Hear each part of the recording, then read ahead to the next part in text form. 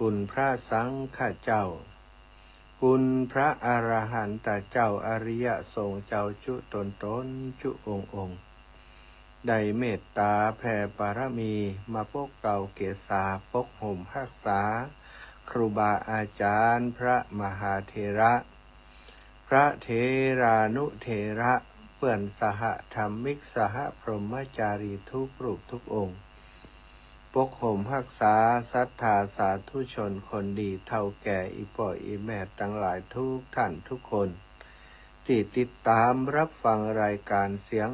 ธรรมยามค่ำคืนสารธรรมยามดึกตั้งสถานีวิทยุในเครือข่ายสายบุญของคลื่นสีขาวเพื่อชาวประชาในเมตตาบารมีของครูบาอาจารย์พระครูอภิวัฒนวิกรมซึ่งได้มอบหมายให้อัตมาภาพพระมหาสมชาติชาตปัญโยรับผิดชอบดำเนินรายการในช่วงเวลา20 นาฬิกาถึง22 นาฬิกาทุกวันอังคาร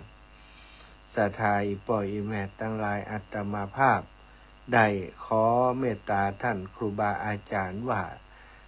จะได้นำครูบาอาจารย์มาออกรายการตัว1 ชั่วโมงทุกวันอังคารเตียตมาออกรายการซึ่งก็ได้รับอนุมัติจากท่านอาจารย์พระครูอภิวัตรว่าสามารถทำได้ที่ผ่านมาก็ได้นำครูบาอาจารย์จังหวัดน่านพระครูสุจินนันทกิจเจ้าคณะอำเภอสันติสุขวัดปงคำมาออกรายการตัวแต่ว่าเดือนนี้ครูบาอาจารย์งานเปิ่นนักบันได้ออกรายการสักกรรมในวันอังคารที่1อังคารที่2ท่านพระครูชลทานพิทักษ์ก็ติดงานปริวาสงานกิจกรรมเยอะก็บ่ได้ออกสักกรรมวันนี้อาทิตย์ที่3อังคารที่3ของเดือนหลวงพ่อท่านพระครูสังวรศรีลาภิลักษ์ก็ได้ออกรายการจบลงไปมรดกธรรมกำเมืองหลวงพ่อใหญ่แสดงธรรมกำเมืองได้ไพเราะแล้วก็เป็นที่ติดตามเป็นที่ชื่นชอบของศรัทธาญาติโยมคลื่นสีขาวของเฮานักหนาปาป้านอยู่เปิ่นเลยร้องขอมาว่าท่านอาจารย์เอาหลวงพ่อมาออกตอนบ่คืนบ่ได้กา ความจริงอาตมาบ่ได้มีอำนาจในการที่จะจัดไผมาจัดรายการศรัทธาแต่ว่าได้รับเมตตาจากครูบาอาจารย์ท่านพระครูอภิวัฒนวิกรมดูแลรายการในช่วงนี้ก็เลยถือโอกาสนำหลวงพ่อได้มาออกอากาศออกรายการตัวศรัทธาก็ได้ติดตามรับฟังที่หลวงพ่อเพิ่นจัดรายการจบลงไปแล้วลำดับต่อไปก็จะเป็นหน้าที่ของอาตมาที่จะต้องรับภาระหน้าที่ในการสื่อสารในการอู้จากับศรัทธาอีป่ออีแม่ทั้งหลาย1 ชั่วโมงจากนี้ไปเวลาตั้งแต่เวลานี้จนไปถึง21 นาฬิกาถึง22 นาฬิกาก็วันนี้มาพบปะกันเป็นวันอังคารที่16วันนี้ได้ข่าวว่าหลายๆคนโชคดีวันก่อนไปงานอิติปิโส108จบที่วัดปากตางเจริญงานประเพณีที่วัดปากตางเจริญท่านอาจารย์บอกว่า วัดนี้ตุเจ้า5มา4ขโยมทั้ง ตุเจ้า5ตุเจ้าเป็นอย่างศรัทธาตุเจ้าเป็น9มี5ตนหลายคนก็เอาไปตีเป็นเลขว่าโยมโทรมาหาตะกี้ท่านอาจารย์ ภัยพญาดีก็ได้อีหรอ แสดงว่าเปิ้นได้ป้าฟังทางคลื่นฝ่ายเห็นชัดเจนดีสัตว์ตัวโยมป้านายเกษณีชัยเทพวันที่18ปะกันที่วัดดับภัยเปิ้นจะยกช่อฟ้าที่วัดดับภัยป้าเกษณีชัยเทพอยู่ใกล้ๆหั่นเดินกลับเดินไปได้ศรัทธาญาติโยมวันนี้มาพบปะกันก็ใกล้จะสิ้น ปี 2568 แล้วนะเนาะป๊อปแป๊บเวลารวดเร็วเหลือเกินวันนี้16แล้วนะเดือนนี้ก็จะเหลือแฮม14-15 วันก็จะหมดเดือนแหมเมาะนะสถานกำเดียวก็จะหมดปีนะหมดเดือนนี้ก็เท่ากับว่าหมดปี 2568 ไปตัวก็คงจะอู้กันตักเตือนกันเป็นประจำทุกครั้งคราไปว่าท่านทั้งหลายบัดนี้เราทำอะไรกันอยู่นะถ้ายังใช้ชีวิตนะโดยที่บ่สนใจในการประพฤติปฏิบัติเพื่อจะคัดเกลาตัวเองนะในนามของชาวพุทธในฐานะเป็นชาวพุทธมีหน้าที่ต้องสละความตนีทีเหนียวความยึดมั่นถือมั่นต่างๆนะเป็นการฝึกฝนเนาะสละหือตานภายนอกหือตานภายในหือตานของสำคัญของอย่างต่างๆที่ห่วงที่แหนถ้าเขาสามารถหือได้จะเป็นการขจัดความตนีอย่างดีที่สุดนะอย่างพระ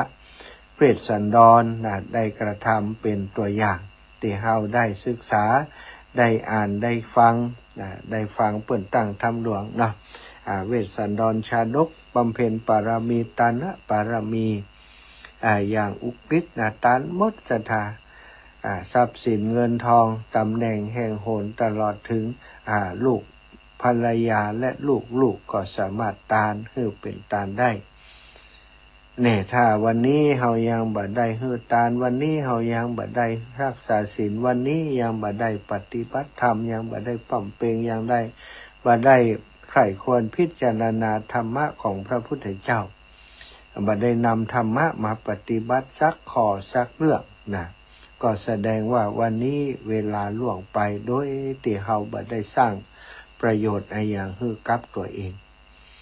ศรัทธาสำคัญมากเนาะคำตักเตือนของพระพุทธองค์ติดเตือนพระสาวกทั้งหลายวันเวลาคืนวันล่วงไปบัดนี้เธอทั้งหลายทำอะไรอยู่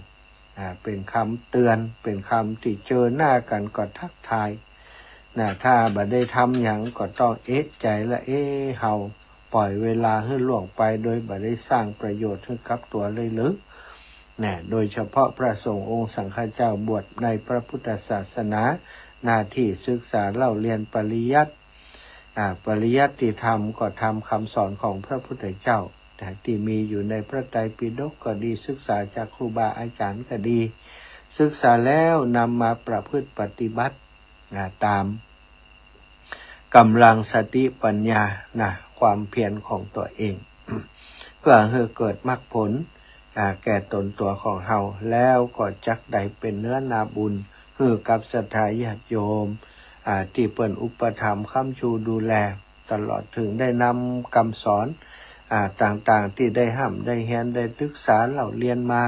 เอามาแบ่งปันเอามาสอน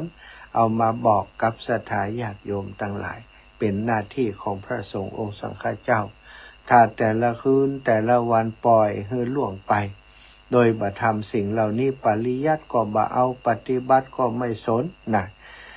ปลุกเลขเสกมนต์อย่างเดียวเนี่ยอันนี้ก็ถือว่าบ่ได้ทำหน้าที่โดยสมบูรณ์เนาะศรัทธาหน้าที่ของพระสงฆ์องค์สังฆเจ้าที่สมบูรณ์ที่สุดก็คือศึกษาเราเรียนแล้วเข้าใจอัตธรรมแล้วนำมาปฏิบัติได้ผลแล้วนำไปบอกกล่าวผู้ที่อุปถัมภ์เฮาก็เป็นสิ่งที่เฮาจะต้องทำมีคำหนึ่งว่าเลี้ยงไก่บะขัน เลี้ยงไก่บะขันก็คือดูแลพระสงฆ์องค์สังฆเจ้าหวังจะได้รับธรรมคำสอนแต่ว่าครูบาอาจารย์พระสงฆ์องค์สังฆเจ้าบัดได้สอนบัดได้สั่งบัดได้นำคิดนำทำนำปฏิบัติอย่างนี้ก็คงจะย้อนไปถึงคำเตือนของพระพุทธเจ้าเถิดทั้งหลายบัดนี้ท่านทั้งหลายวันเวลาล่วงไปท่านทั้งหลายทำอะไรกันอยู่ทำได้ทำอย่างก็ต้องสะอึก ทำสะอึกก็สะอื่นทีหลังสะอื่นหมายความว่าเวลา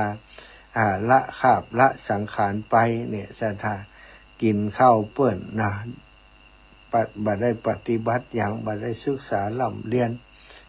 ได้แต่นอนได้แต่รับบ่ได้ส่งข้ออนุข้อภัยเลย อันนั้นก็สิ่งที่จะติดตัวไปก็คือกรรมนะศรัทธาเป็นกรรมเป็นหนี้นะครูบาอาจารย์รูปหนึ่งได้ให้ฟังว่าหันก่อนอันนั้นอย่างหนักนะจีพอควายงัวควายโอ้หันขับควายเนี่ยตูเจ้านี่เกิดไปเป็นควายนักหนึ่ง ไปรับใช้เพราะว่าเป็นหนี้เยอะนะนี่ ก็บอกว่าเนาะครูบาอาจารย์พูดว่าอย่างนั้นศรัทธาก็เหมือนกันอีพ่ออีแม่ก็เหมือนกันวันคืนล่วงไปนะวันเวลาผ่านไปทุกวันนะมันก็นำอย่างต่างๆไปจากเขาเยอะนะอย่างเวลาที่ผ่านมา11 เดือนกินตัวของมันเองไปหมดแล้วตั้งแต่มกรา68จนถึงพฤศจิกา68ได้ผ่านเขาไปแล้วแม้กระทั่งเดือนธันวา68ผ่านมา15 วันแล้ว16 วันก็ใกล้จะหมดไปอีกแล้วเหมือนกันเนี่ยศรัทธาญาติโยมเหลืออีกบักกี่วันสำหรับปี2568กุดยังไว้ยังบัดได้ยะยังบัดได้ทำต้องรีบท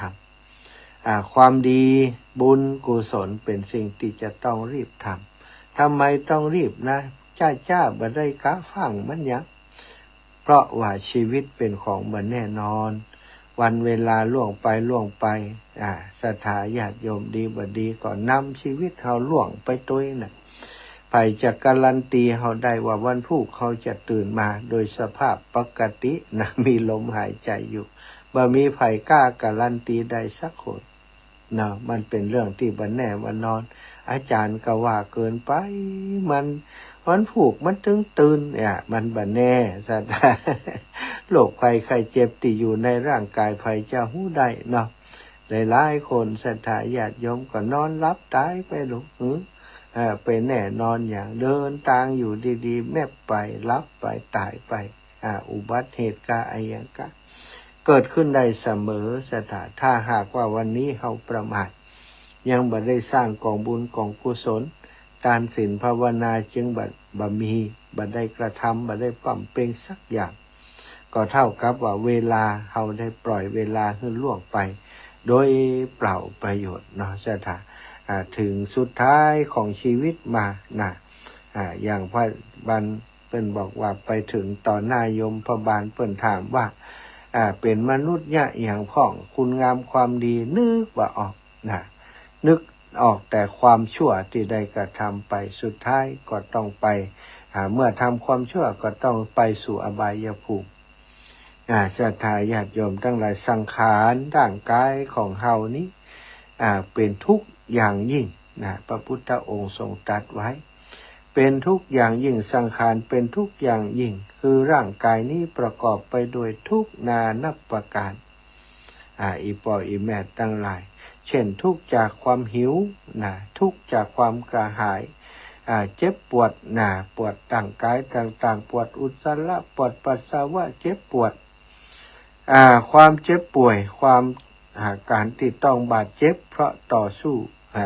เกิดจากอุบัติเหตุก็ดีเกิดจากอาชีพก็ดีเห็นนักมวยนี่ตีกันไปตีกันมาตีกันนักล่ำไปเนี่ยได้รับบาดเจ็บจากการทำอาชีพก็มีได้รับบาดเจ็บจากแมลงสัตว์ร้ายกัดต่อยเอาก็มีหลายอย่างศรัทธาญาติโยมรวมความแล้วว่ามีทุกข์อยู่รอบด้านความสุขที่จะมีได้บ้างก็เพราะทำใจให้เป็นสุขศรัทธาญาติโยมทั้งหลายทุกนานับประการที่ลายล้อมเฮาอยู่แล้วก็ที่เบียดเบียนเฮาอยู่ทุกวันทุกโดยเฉพาะทุกสังขารนี่อายุหนักขึ้นมาเจ็บหลังเจ็บเอวเนี่ยการปวดเมื่อยนะบางคนปวดจนป้อมหูจะได้รับไปกับความเจ็บปวดเนี่ยหลายคนเจอกันแล้วปวดแขนเนี่ยมันบอกว่าเป็นอย่างนอนกลางคืนนอนพอบ่รับคนกับคนตีคู่สนทนาเหมือนกัน อันนี้ก็เป็นเหมือนกันปวดเนี่ยมันปวดจึงบอกบัดทุกมันยังกับเป็นตัวเป็นตีนมันครบงุบเอาไปเอามาจะระบาย จะระบายให้เปิ่นฟังว่าเฮาปวดอย่างนู้นอย่างนี้นะเปิ่นก็ซ้ำระบายนักกว่าเฮาซะจ้ะ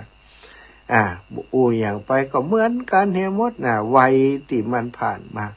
60 70แล้วมีบ่กี่คนที่บอกว่าโอ้มันเป็นอย่างเนาะร่างกายปกตินะมันเป็นอย่างบ่เจ็บบ่ปวดอย่างสบายนี่บางกี่คนแต่คนส่วนใหญ่มักจะบ่นเรื่องเนี้ยนะเรื่องเจ็บป่วยเจ็บปวดวันก่อนไปที่ปากทางเจริญเจอคนเฒ่าโยมป่อ2 คนโอ้เป็นยังไงป่อสีเดินบ่ซื่อแล้วนั่นน่ะก็อาจารย์ มันเป็นกล้ามเนื้ออ่อนแรงไอ้เราตั้งแต่ป่อฉีดวัคซีนมานี่มันกลายเป็นอย่างอี้ไปเนี่ยบัดเดียวเนี่ยโอ้อิดหนาจ้ะจะไปไหนก็ลำบากเนอะอาจารย์ว่าแขนก็บ่ค่อยมีแห้งบัดเดียวนี้เดินก็เหมือนกันดิ้มดีก็จะล้มลงนะเนี่ย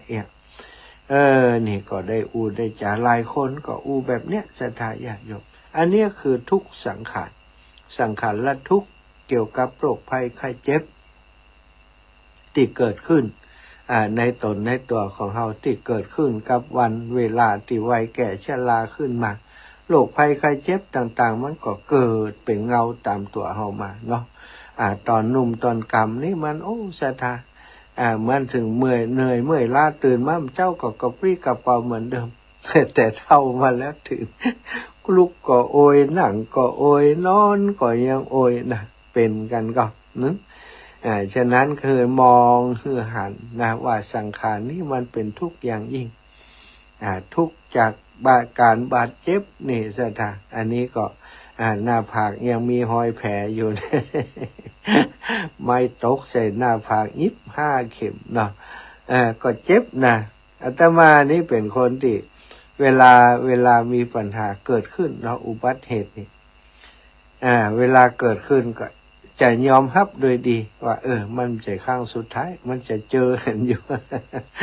ถ้าเกิดอย่างเนี่ยมันสบายใจซะถ้าเกิดว่าทำไมเขาต้องมาเจ็บอย่างตัวทำไมเขายังบ่ระวังนะก่อนระวังก็ได้อย่างใดก็ได้ถ้ามันจะได้เจ็บแล้วแป๊บเดียวอันนั้นซะข่าวที่ได้เจ็บนี่ก็แป๊บเดียวปั๊บนะ เรียบร้อยเลยดีอยู่ที่ว่ามันบ่ลงกลางกระหม่อมกลางหัวถ้ากลางหัวนี่ดูบ่จืดดิ่มดีกว่ารับคำติอันเนี้ยนะสถาบาดเจ็บบาดเจ็บนี่ก็เป็นทุกข์นะโดนหมอยิบนี่ยิบสด ยิบสด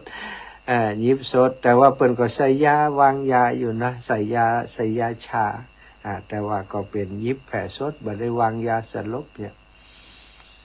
ก็เจ็บซะเวลาเจ็บก็ได้มองหันว่าเนี่ยร่างกายมันต้องเจ็บปวดเป็นธรรมดาเนี่ยในเมื่อเกิดมาแล้วการที่จะได้รับอุบัติเหตุมีบาดเจ็บเลยเป็นไปบ่ได้บางครั้งบางทีเดินอยู่ดีๆทำงานอยู่ดีๆแมลงสัตว์กัดต่อย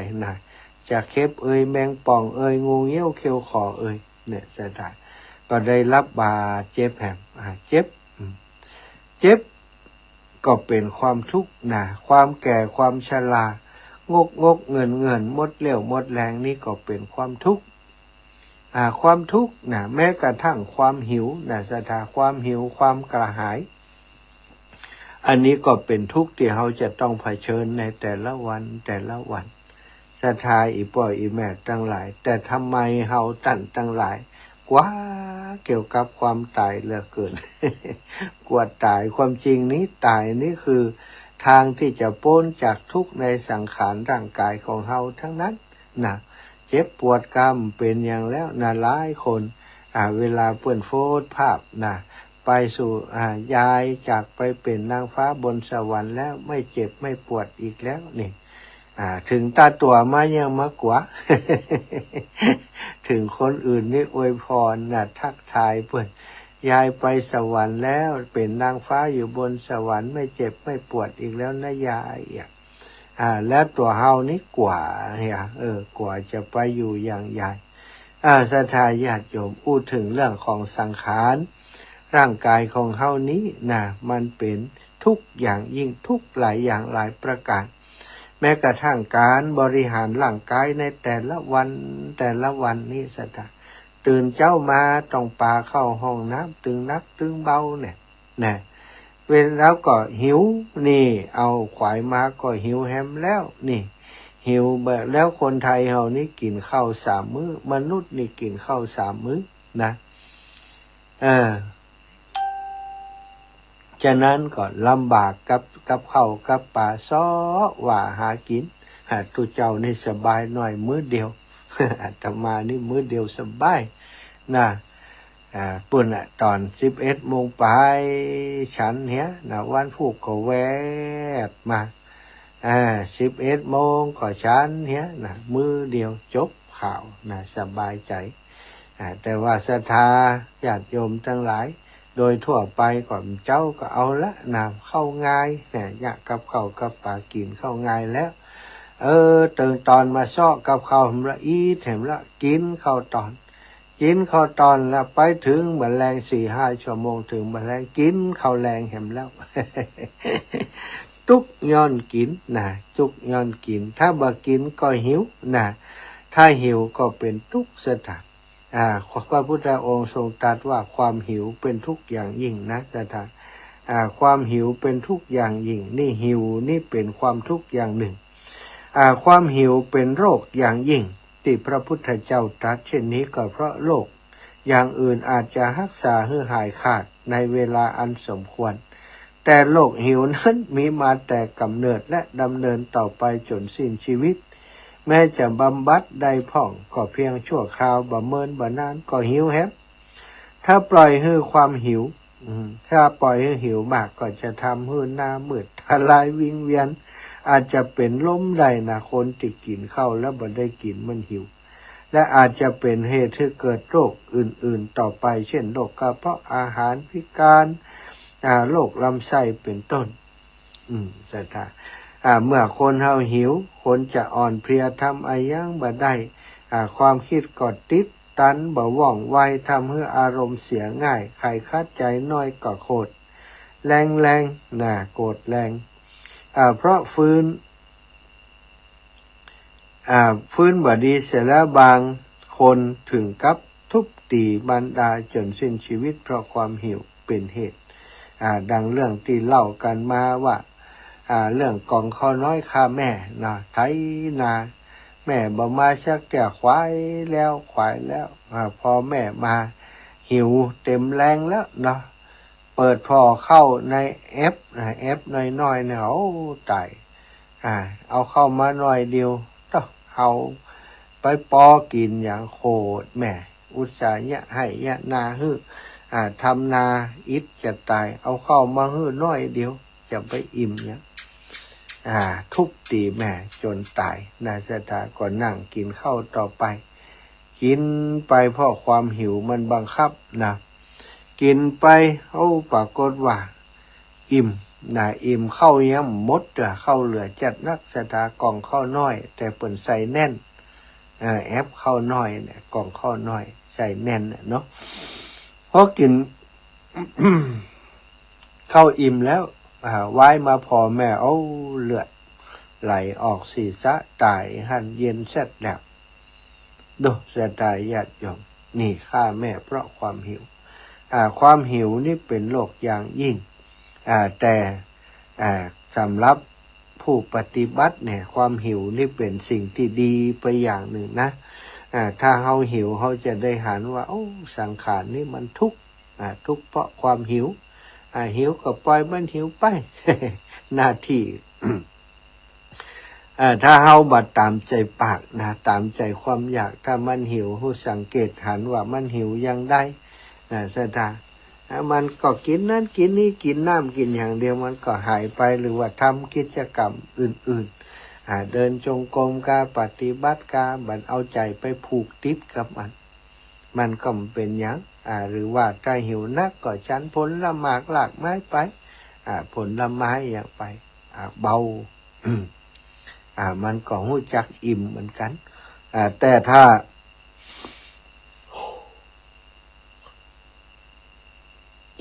มันหิวแล้วเราสนองหิวก็เอาเต็มที่เลย ชัดนักเข้าร้านอาหารใหญ่ๆกินจนอิ่มจนแน่นซะ แล้วสักจำลำมันก็หิวแหมละนะอย่างคนที่เปิ่นไปแอวกินเหล้ากินยากินข้าวแรงแล้วกินเหล้ากินอย่างแล้วโอ้อยู่เด็กลำไปเดินก่อนจะกลับบ้านเอาข้าวต้มแหมอันนั้นก็คือกลายเป็นข้าวแรงนี่2 รอบไปเลยนี่ก็มีเหมือนกันเนาะเรื่องความทุกข์ของร่างกายสังขารของเฮาเป็นร่างกายนี้นะสังขารนี้มีทุกข์อยู่รอบด้านแม้กระทั่งร่างกายที่เป็นเหตุแห่งความกำนัดความลุ่มหลงและทำให้คนทำบาปเพราะความกำนัดนั้นทำให้เกิดอาชญากรรมเกิดขึ้นเพราะเรื่องของเนื้อหนังมังสาโดยเฉพาะในสังคมเมืองใหญ่เมืองหลวงสังขารร่างกายบ่มีค่าเหมือนกับคนบ้านนอกบ้านนาเฮาถ้าบ่ห่อหุ้มเอาดวงใจที่ดีไว้มันก็มีแต่ภาระคือต้องแบกต้องเหนื่อยอยู่ตลอดเวลาโลกแห่งกายเนื้อเป็นโลกที่หนาและหนักส่วนโลกแห่งกายทิพย์เป็นโลกที่เบาสบายเพราะคนส่วนมากก็บ่ค่อยเข้าใจเรื่องนี้ติดอยู่แล้วก็เสียดายกายเนื้อเป็นนักหนานิทานมีนิทานอยู่เรื่องหนึ่งเป็นของชาวฮินดูที่เล่ากันว่ามีตัวนอนดักแด้ที่จะเป็นผีเสื้อตัวหนึ่งเมื่อเติบโตเต็มที่ในขั้นเป็นนอนก็ถึงคราวที่จะต้องเป็นดักแด้หรือว่าไปเป็นกายแก้วเนาะอย่างที่เฮาไปศรัทธาเกยหันเนาะที่ไปเก็บอันแด้ฟักขี้เล็กเนาะแด้ฟักขี้เล็กแด้ฟักขี้เล็กตอนที่มันเป็นอันแมงโบ้งนี่นากว่าหนอสถานหนอยุบหยับดาไต่ตามมันปืนต้นมันตามต้นไม้อื่นๆหรือว่าแม้กระทั่งต้นฟักขี้เล็กเองไต่ยั่วเยี่ยไปหมดนากว่าแต่ว่าถ้ามันเป็นดักแด้แล้วก็น่ากินแล้วกันส่วนใหญ่คนก็จะไปเก็บเอาตอนที่มันเป็นดักแด้เอามาคว้าเอามาทอดกินเป็นที่ถูกอกถูกใจตอนน้อยๆศรัทธาญาติโยมได้ไปเก็บตัวเปื่อนตัวฝูงตัวปีตัวน้องเก็บได้มานักก็เอามาทอดมากินกันโอ้เป็นที่อร่อยล้ำเหมือนกันนะเมืองแดงแมงเรื่องนิทานเรื่องที่ว่านี้ก็คือตัวหนอนหรือว่าแมงโบ้งนี่แหละขานกระดึบไปมานะสุดพอมาถึงตอนที่จะเป็นเข้าดักแด้นะก็คือจะต้องเปลี่ยนร่างไปเป็นดักแด้แมงโบ้งตัวนี้แมงโบ้งตัวนี้ซึ่งมีเปื่อนเป็นแมงโบ้งด้วยกันอยู่เยอะเลยนะแมงโบ้งรุ่นน้องก็กำลังใหญ่ขึ้นมาโอ้เฮาจะตายแล้วตอนนี้ร่างกายมันอ่อนแรงไปแล้วหมดแรงแล้วคงจะต้องจากชีวิตของความเป็นแมงโบ้งไปในเร็ววันนี้แน่นะก็เลยห้องประชุมเปื่อนที่เป็นแมงโบ้งด้วยกัน สมาชิกแมงโบ้งมาประชุมกันสถานที่ปื้นต้นไม้แห่งหนึ่งแล้วก็ล่ำลากันว่าพี่น้องแมงโบ้งทั้งหลายเฮานี่เห็นทีจะอยู่ต้วยหมู่เฮาหมู่ตันบ่ได้แล้วบัดเดี๋ยวนี้มันบ่มีเรี่ยวมีแรงรู้สึกว่ามันบ่ไหวแล้วนะก็จะต้องจากไปเป็นนิรันดรเป็นแน่แท้บ่ได้พบได้ปะกันแล้วไอ้พวกแมงโบ้งหมู่นั้นทั้งหลายก็ฟังคำของเปื่อนแมงโบ้งก็ได้ฟังแล้วก็สลดหดหูใจแล้วก็นึกย้อนไปว่าเฮาเองก็ต้องเป็นเหมือนเปื่อนของเฮานี่แหละวันหนึ่งเฮาก็จะต้องหมดแรงแล้วก็จะต้องตายไปในที่สุดนึกแล้วก็สงสารแมงโบ้งที่จะจากไปแล้วก็สงสารตัวเองที่คงบักกี่วันกี่เพลาจะต้องเป็นเหมือนเปื่อนนี่ใช่ไหมซึ่งต่อมาแมงโบ้งก็จากไปแต่ว่าจากไปกายตัวแปลงร่างไปเป็นแมงดักแด้เป็นดักแด้หรือว่ากายแก้วกายทิพย์นั่นแหละใช่ไหมเป็นแมงเป็นไปเป็นดักแด้พอเป็นดักแด้แล้วอยู่ช่วงหนึ่งก็กลายเป็นแมงกระเบิก บินไปอย่างอิสระมีอิสระภาพอยากบินไปไหนก็ได้ไปนะเจ้าค่ะนะแต่ว่าแมงโบ้งมันบอกเนาะเจ้าค่ะว่าสุดท้ายของชีวิตมันอาจจะมีอิสระภาพแบบนั้นแล้วมันจะตายปุ้นตอนไปเป็นแมงกะเบ้อพุ่นน่ะ ได้วางไข่อย่างแรกก็ต้องตายไปต้องจากไปนะชีวิตเรื่องราวนี้เอามาเปรียบเทียบกับชีวิตของคนเฮาคนเฮาแม้กระทั่งร่างกายนี้มันเป็นสังขารของเฮานี้มันมีความทุกข์สารพัดสารพันสังขารเป็นทุกอย่างยิ่งยังได้เฮาก็ยังฮักยังหวงอยากจะอยู่บนโลกใบนี้กับสังขารร่างกายอันนี้ไปเมินนานๆตราบชั่วกาลละนานอีพ่ออีแม่ทั้งหลายหลายคนหลายท่านผาธนาอายุ120ของเข้าวัฏเนาะ60-70ปวดเมื่อยแบบนี้นะถึง120มันตะหือกะหือถ้าถึง120เดี๋ยวปะโทเนาะแต่มาภาพคำนวณอายุตัวเก่านี่70นี่ถือว่าเก่งแล้วสถานถ้าอยู่ถึงได้80-90ก็คงจะโรคภัยไข้เจ็บถามหาหลายอย่างหลายประการเนาะนะแต่คนเฮาทั่วไปก็ยังห่วงกายเนื้อนี้บ่อยากจะจากกายเนื้อไปไหนจริงๆแล้วศรัทธาคนที่ทำคุณงามความดีทำบุญทำกุศลเข้าใจเรื่องของธรรมชาติเรื่องเข้าใจธรรมะของพระพุทธเจ้าอนิจจังทุกขังอนัตตาอันเป็นกฎธรรมชาติตีไผ่ก็ตามก่อนละไปบ่ได้เว้นไปบ่ได้หลีกไปบ่ได้ความเกิดความแก่ความเจ็บความตายมีไผ่ที่ไหนจะหนีพ้นจากความแก่ความเจ็บความตายไปได้บ่มีไผ่หนีพ้นไปได้สักคนแต่จะให้พ้นจากความแก่ความเจ็บความตายได้นั้นก็คือการที่เฮาเข้าถึงธรรมพระพุทธเจ้านะคืออริยสัจสี่ทุกข์สมุทัยนิโรธมรรคทุกข์นี้เป็นลำดับเบื้องต้นนิโรธความดับทุกข์สมุทัยเหตุให้เกิดทุกข์มรรคหนทางไปสู่ความดับทุกข์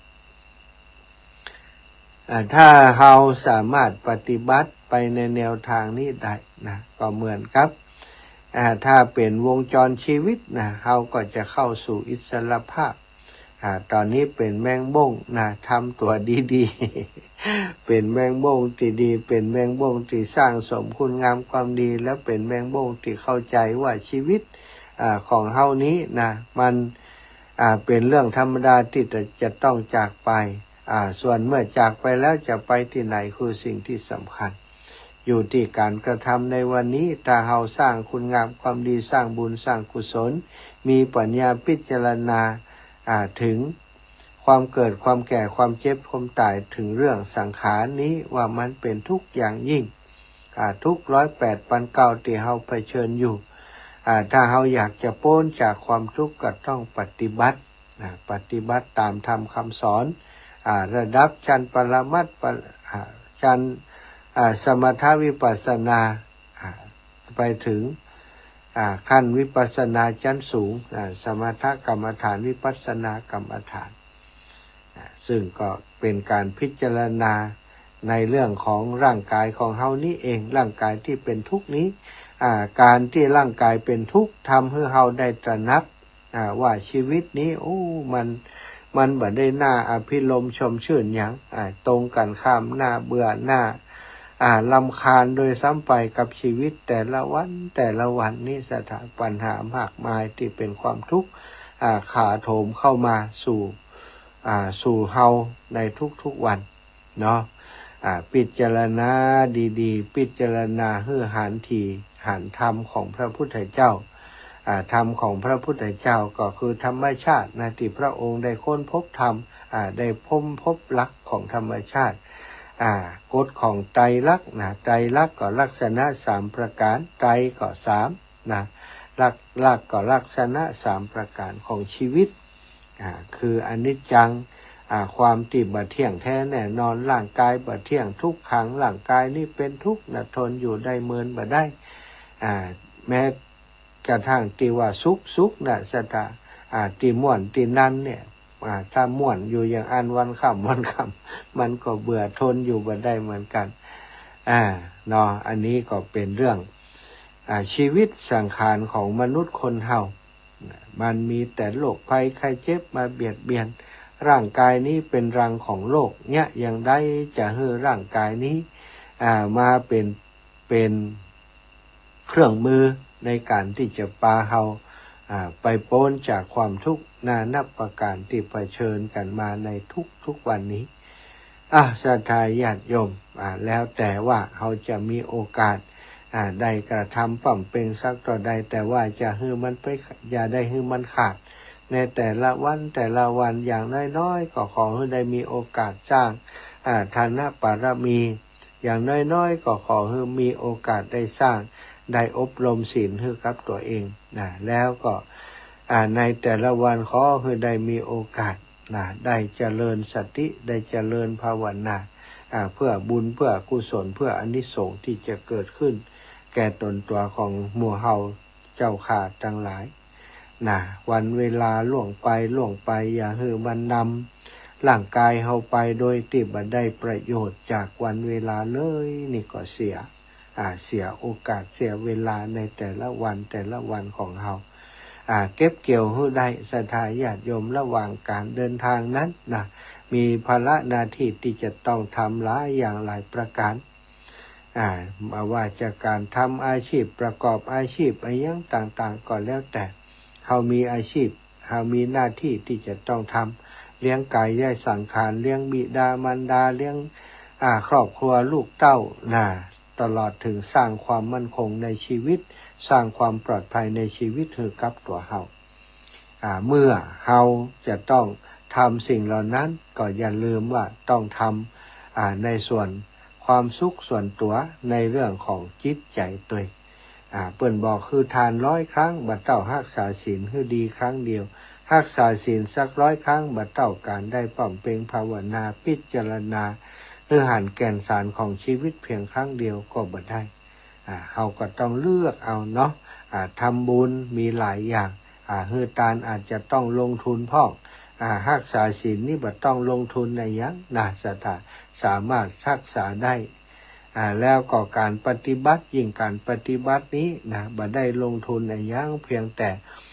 ได้มีสติอยู่กับตัวทุกวันทุกเวลาได้มีสติสัมปชัญญะได้พิจารณาให้หันว่าเฮาเกิดแก่เจ็บตายให้ได้รู้อนิจจังทุกขังอนัตตาที่อยู่กับทุกชีวิตบ่มีไผล่วงพ้นกฎธรรมชาตินี้ไปได้เอาละศรัทธาวันนี้ก็จะปั่นเวลาให้ศรัทธาอีพ่ออีแม่ได้โทรเข้ามาอู้มาเอ่ยมาอู้มาจ๋ามาอู้มาจ๋ามาสนทนากันพี่น้องต่างเมืองน่านเนาะวันจันทร์นี้ถ้าจะบ่ได้ฟังกันสักคำง่ายเนาะเพราะเมืองน่านบ่ได้โทรมาสักคำ0808844173เนอะก่อนจะรับสายแจ้งข่าวสารงานบุญวันที่18ที่จะถึงนี้วัดดับภัยเนาะครูบาอาจารย์ขึ้นสีขาวท่านพระครูอภิวัฒนวิกรมและครูบาอาจารย์หลายรูปจะไปร่วมบุญการยกชัดวัดดับภัยแล้วก็อาตมาภาพก็มีงานส่วนของวัดบรรพตสถิตเปิ่นจะไปเอากระเบื้องที่วัดชัยมงคลเนาะที่เชียงใหม่ก็คงจะไป2 งานได้อยู่ศรัทธาพี่น้องเชียงใหม่ปะกันวัดดับภัยเนอะไปจะมาช่วยขึ้นกระเบื้องก็ไปวัดชัยมงคล มีหลายคนจะไปช่วยขึ้นกระเบื้องอยู่0808844173คนสะเมิงมาแล้วว่าเจ้าจังหวัดอารมณ์ดีไม่อุ้ยได้อยู่ฟังแล้วเนอะไปไหนมาไปงานโซปี้แม่หญิงคนเก่าเล่นถึง5-6 วันแล้วก็แจ้งขาก็บ่ค่อยสบายยืนเตียวบ่ค่อยมั่นแล้วนะจะโยกแล้วนะเท่าเต็มทีแล้วเนาะเท่าเต็มทีแล้วเนาะถ้าเต็มทีละ85ละงานปี พี่คนเก้าน่ะคนเก้าไม่ยิงอ่ะ เจ้า ได้หลายวันนะเจ้า เจ้าฟังอยู่นะเจ้า บุญรักษาพี่น้องเสมอแม่นี้พี่น้องปงไตเนาะเจริญก่อนปิด เจ้า ปิดวิทยุก่อนปิดวิทยุก่อน ไม่ได้สีเจ้านะเจ้าเจ้าบอกให้มันนะภาษาเจ้า จะไว้ใส่แม่เปิดวิทยุตัวกวนวิทยุปิดวิทยุก่อนเนาะภาษาเจ้าเจ้าอันกันนี่ไม่มีสีเกี้ยวฟ้าอยู่เลยฟ้าทุกวันนั่นดีกำป้าเหมือนแล้วนี่ป้าเหมือนไม่มีสีเกี้ยวบอกให้สบายเจ้าเลี้ยงงัวอยู่ก็เจ้าเลี้ยงงัวอยู่เจ้าดีแล้วเนอะอยู่ดีมีสุขเนอะแม่นี้เนอะเจ้าบุญรักษาปั่นกันคนน้อยกับตังใดดิ6303เจริญป้อนไว้ศาสตร์เจ้าอาจารย์วันให้กินวันจันทร์นี่แหละน่ากะวันจันทร์นี่เจมันเกาะได้แม่นน่ะนั่นน่ะหาละไอ้เนี่ยงอมหาละนั่นน่ะนี่ออกอาถรรพ์นี้นี่เนาะนี่เจ้านี้เนาะเจ้าอีแม่สาธุเนอะเจ้าแม่ผินเจ้าเจริญปอนแม่บัวลอยชัยสวรรค์ศกก็แม่สวยง่อมอยู่คนเดียวแล้วเนาะเจ้ามีหลานอยู่คนเดียวเคยมีหลานอย่างคนดีแล้วเจ้าลูกไอ้คุณนอนเคยหลานเราเจ้าดีแล้วเนอะสาธุอะไรหาอยู่อะไรหาทานว่าหาอยู่ขอบคุณนี่แม่หลายเป็นกำลังใจเจริญปอนแม่มาไว้สาจ้าแค่ปันกี้แม่พี่น้องเปิงเมืองลี่น่ะฟังกันหลายอยู่ก้าเจ้าหลายอยู่เจ้าลงมาเพชรหนองห้าละกาเจ้าไปกาแต่ยังมีเวลาเตียนเนอะ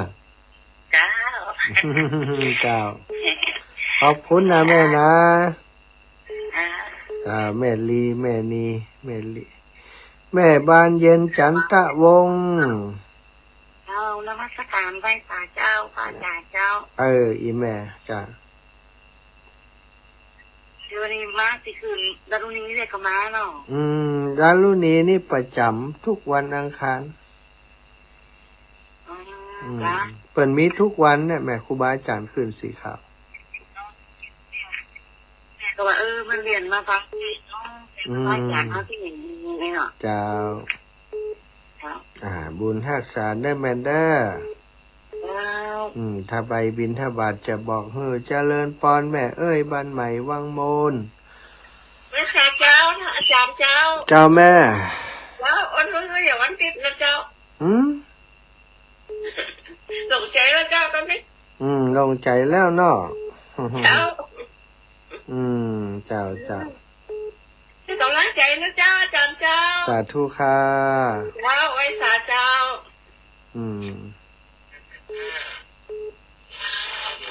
เจริญพรแม่บัวผินตะกี้บัวอย่างนี้อันแม่บัวผินเรือนแก้วตะกี้ไผ่เสียงเหมือนนี้แม่ตะกี้ปุ่นแม่สมฤทธิ์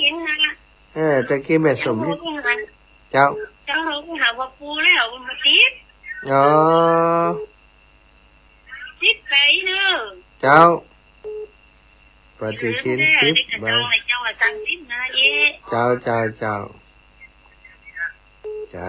สัตว์เจ้าแม่เจ้าปฏิทินหลวงปู่นี่จ้าวุ่นวายอันละเจริญพรรับแล้วรับปิงอย่างใดนี่รับแล้วไม่รับโทรศัพท์อีแม่มดีก้าเนาะรับปิง ฮับแล้วเนี่ยโทรมาใหม่แต่กี้นี้อาจจะมีปัญหาคัดข้องติดขัดของโทรศัพท์นะโทรศัพท์ก็ยังว่านะซะตามันเกิดอันตังเพศอูไปตังปุ่นบ่ได้ยินเนี่ยตังปุ่นอูมาตังเพศได้ยินเนี่ยก็มีเหมือนกันมาแห่มใหม่5388ว่าดังได้ครับแล้วไหนแม่ยังได้นี่รับปิงนี่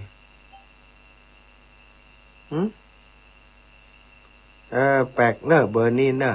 ผมได้ยินเลยเดี๋ยวเขาจะลองโทรไปพอละแม่บนไลน์พงพิงเหอะอันนี้มันใจเบอร์ที่ตะกี้เนี่ย88มันยังได้โทรมาแล้วเขาไม่ได้ยินโทรไปโทรมาไม่ได้ยินโทรไปเล่าแม่บุญไลพงพิงพี่น้องเมืองฝางเนาะโทรมาตะกี้เหมือนกันอันนี้มันเป็นโทรศัพท์ดีเนอะเขาโทรไปก็มดีหรอเปิ่นก็มฮับ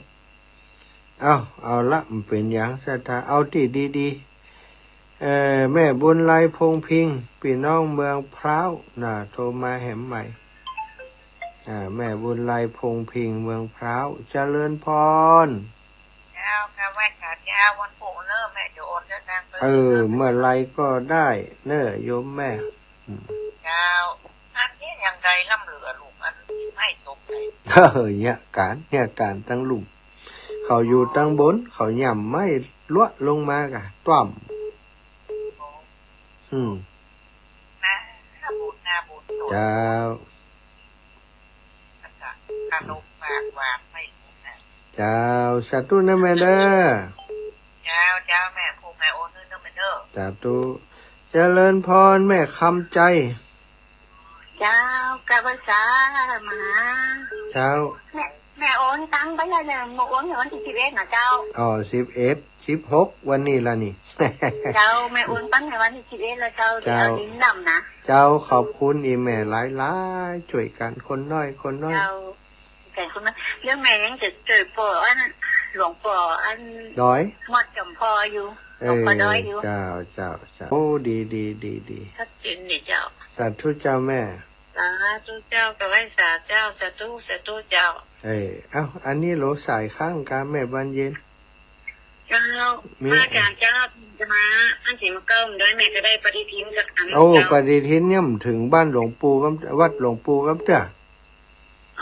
ย่ำได้เจ้าย่ำได้จากโรงพิมพ์กับเจ้าถ้าได้มาก็ฟังรายการเขาจะบอกเนอะสาธุค่ะเจริญพร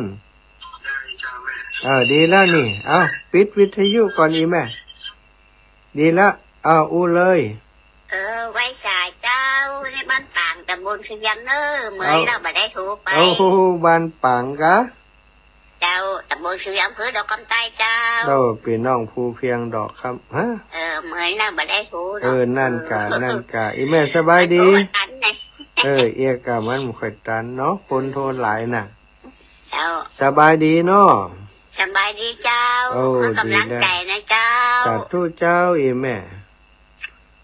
สบายดีก็ดีแล้วอยู่ดีมีสุขอายุมันขวัญยืนเจ้าดีละเนาะอายุมันขวัญยืนได้จนได้เนาะตะกี้โทรไปก็เปิ่นก็ฮับนะเปิ่นโทรมา2 ครั้งฮับก็บ่ติดว่ากันไปศรัทธาวันที่4นะวันที่4เดือนมกราเดือนหน้านี้ปีใหม่นะวันที่4นี้จะวางศิลาฤกษ์นะวางศิลาฤกษ์ที่วัดดับไม่ใช่วางยกชัดที่วัดดับไผ่นะต่างเชียงใหม่นะวางศิลาฤกษ์พุ่นวันที่4นี้วางศิลาฤกษ์ห้วยงูในวัดโสภณารามวันที่18นี้วัดดับภัยยกชัดนะ2 งานที่ครูบาอาจารย์ขึ้นสีขาวจะไปหอมไปจ้อมกันนะร่วมกิจกรรมในครั้งนี้ศรัทธาญาติโยมอีพ่ออีแม่ทั้งหลายมีเวลาอีกสักน้อยนะ อีกสักสายสองสายอีกสักสายสองสายโทรเข้ามาอุมาจารายงานผลการรับฟังที่ไหนตั้งใดชัดเจนดีไหมไม่ชัดเจนแต่ส่วนใหญ่ก็บอกชัดเจนดีเนาะถ้าเอาศรัทธาญาติโยม08084417300808441730พร้อมแล้วโทรเข้ามาพี่น้องต่างสำหรับปฏิทินนะถ้าใครที่สามารถติดต่อหลวงปู่ได้ก็ติดต่อที่หลวงปู่ได้เลยเนาะติดต่อที่หลวงปู่ได้เลยเพราะอาตมานี้เป็นเพียงผู้ที่สนับสนุนช่วยเหลือดูแลอยู่ตั้งลำปางในกรณีที่คนลำปางใครได้อีนะก็จะบริการเอามาแล้วก็เอามาให้คนลำปางเพื่อนผู้จาแต่ว่าถ้าอยู่เชียงใหม่เชียงรายพะเยาแป่น่านนี้เป็นไปได้ก็คือติดต่อที่หลวงปู่จะดีที่สุดนะเจริญปอนแม่ล่าโยนิโทรติดแล้วลูกอีแม่ปิดวิทยุก่อนแม่ล่าปิดวิทยุก่อนปิดวิทยุก่อนปิดวิทยุก่อนปิดโทรศัพท์พร้อม จบข่าวเวลาโทรมาอีแม่ถ้าเปิดรับสายเลยแม่ปิดวิทยุก่อนนะถ้าปิดวิทยุมันจะดังแล้วก็โทรศัพท์อีแม่ก็นึกว่าเขาไม่ได้ยินเสียงอีแม่เองความจริงถ้าอีแม่อู้เขาก็ได้ยินนะแต่ว่าอีแม่บอกอู้มาก็เลยบอกหู้เรื่องกัน0808844173อีกนิดเดียวอีกสายหนึ่งเนาะอีกสายหนึ่งพอละสำหรับวันนี้08088441730808844173ศรัทธาญาติโยมถ้ามีไฟโทรเข้ามาก็ต้องถือโอกาสอำนวยอวยพรให้ศรัทธาทุกคนทุกท่านติดตามรับฟังรายการตั้งแต่20 นาฬิกาถึง21 ถึง22จนณเวลานี้ศรัทธาท่านเจ้าทั้งหลายอยู่ดีมีสุขอายุมันขวัญยืนหิก่อปันมาหาก่อปันใดเดินต่างขึ้นเหนือล่องใต้ก็ขอให้ได้ปลอดภัยทุกเส้นต่างจัตตารโอธรรมาวทันติอายุวันโนสุขังพลัง